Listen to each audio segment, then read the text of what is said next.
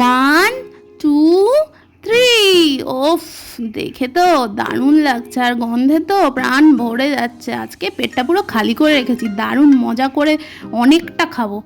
দেখে তো লোভ লাগছে ভীষণ, আর আমি তর সইতে না পেরে খেতে বসে গেলাম। খেয়ে প্রথম গালটা মুখে তুলে দারুণ লেগেছে, আমার মন প্রাণ সব ভরে গেছে। 100% তৃপ্তি একদম। Hello friends, welcome back to our channel the Bong couple. আজকে আমি চলে গেছি ফেসবুক অ্যান্ড ইউটিউব ভাইরাল উজ্জ্বলদার বিরিয়ানি সেন্টারে। I am so excited, finally আজকে উজ্জ্বলদার বিরিয়ানি আমি খাবো। তাই অফিস থেকে ডাইরেক্ট চলে গেলাম উজ্জ্বলদার বিরিয়ানি সেন্টারে। কিন্তু গিয়ে দেখি বাপ রে বাপ, কি ভিড় কি ভিড়। দেখো, আমি স্লিপ করে নিয়েছি, আমি দুটো আলু বিরিয়ানি নিয়েছি আর একটা চাপ নিয়েছি, কারণ চিকেন বিরিয়ানি আর মাটন বিরিয়ানি অনেক টাকা দাম। তাই আসলে বস, আমরা মধ্যবিত্ত, বাজেট করে কি করে চলতে হয় সেটা আমরা খুব ভালো করেই জানি। ফার্স্ট টাইম উজ্জ্বলদার বিরিয়ানি খাচ্ছি, তাই আগে খেয়ে দেখে নিই, যদি ভালো লাগে তাহলে তো পরের বার আবার আসবো, এসে তখন নয় চিকেন মাটন সব কিছুই খাওয়া যাবে। তারপর দাঁড়িয়ে দাঁড়িয়ে দাঁড়িয়ে দাঁড়িয়ে পা ব্যথা হয়ে যাচ্ছে রে বাপ রে বাপ, ভিড় আর কমছে না আর লাইনও আর কমে না।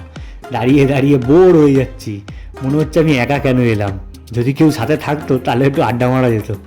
দেখেছো আমি লাইনের কত পরে দাঁড়িয়ে আছি, আমার সামনে কত বড় লাইনটা শুধু দেখো। দাঁড়িয়ে আছি, তারপরে দেখো এবার দেবে বলতে বলতে হট করে দিচ্ছি, ও মা, সামনে উজ্জ্বলদা চলে এসছে। আমি তো উজ্জ্বলদাকে দেখে ভালো একটু ক্যামেরার মধ্যে উজ্জ্বলদাকে একটুখানি ফ্রেমে নিয়ে নিই, নিয়ে তোমরাও দেখতে পাবে উজ্জ্বলদার মুখটা। কত লোক বসে খাচ্ছে দেখো, দেখেছো কত লোক এখন এখানে বসে খাচ্ছে। আমি তো ফার্স্ট টাইম এসে এনজয় করছি খুব। বলতে বলতে আমি চলে এলাম লাইনের সামনে, আস্তে আস্তে আমার বিরিয়ানিটা দেখো সার্ভ করছে। এখানে এসে দেখলাম এদের কাস্টমার স্যাটিসফ্যাকশনটাই এদের মূল উদ্দেশ্য, যেটা আমার দেখে খুবই ভালো লাগলো। তারপরে আমার চাপটাও রেডি হচ্ছে, চাপটা রেডি হতে হতে উনি বললেন এটা লেগ পিস দিই। আর না না, লেগ পিস দেবে না, লেগ পিস না, এটা বড় ব্রেস্ট পিস দাও বলে, তারপরে একটা বড় ব্রেস্ট পিস খুঁজে বার করেছে। আমি বলে দিলাম বাবা ওই পিসটাই কিন্তু আমার লাগবে বলে সেই পিসটা দিল। আর আমার শোনো, গ্রেভি দাও, গ্রেভি ভালো করে দাও, ওই তেল বেশি করে দিও না, এত তেল বাবা, একটু ভালো করে ঘন গ্রেভি দাও তো দেখি। বলতে বলতেই ভালো ঘন গ্রেভি তুলে দিল। দেওয়ার পরে আমি তো জানো স্যাটিসফাইড হতে পারলাম না, সঙ্গে সঙ্গে বললাম যে তুই আরে বাবা আরেকটু গ্রেভি দাও, আরেকটা গ্রেভি দাও। ও আবার প্যাকেটটা খুলে নিয়ে আমাকে আবার ঘন গ্রেভি সুন্দর করে তলা থেকে তুলে দিল।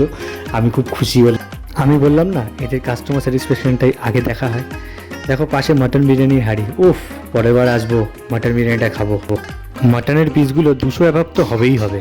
ফাইনালি দেখো আমি বাড়ি চলে এলাম, আর আমাকে থালায় বেড়ে দেওয়া হয়েছে বিরিয়ানিটা। ওফ, আলুটা দেখো, আলুটার সাইজটা শুধু দেখো। আমি তো বলছি বাপরে বাবা, এত বড় আলু দিয়েছে, হেভি হেভি। আমাকে আবার আরেকটা ছোটো পিস আলুও দিয়ে দিল।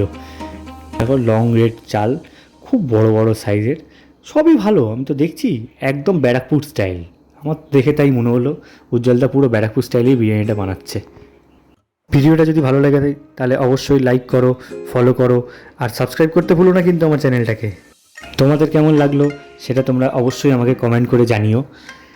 দেখো চাপের গ্রেভিটা কিন্তু ভালোই, চাপটা দেখেছো যথেষ্ট ঘন গ্রেভি রয়েছে। যাই হোক, মাংসটাও দেখলাম ভালো বড় সাইজেরই দিয়েছে। মাংসটা দেখো তুমি, এই দেখো একদম নরম, দেখেছো কত সুন্দর। দেখো একবার টানলাম, দেখো মাংসটা দেখো ছিঁড়ে আমার হাতে চলে এলো। রিঙ্কি তো খেতে বসে পড়েছে, রিঙ্কি খেয়ে বলছে ও চুমু চুমু, যা খেলাম না পুরো ফিদা। যাক বন্ধুরা, আজকের জন্য এইটুকুই, দেখা হচ্ছে পরের ভিডিওতে। Love you, tata.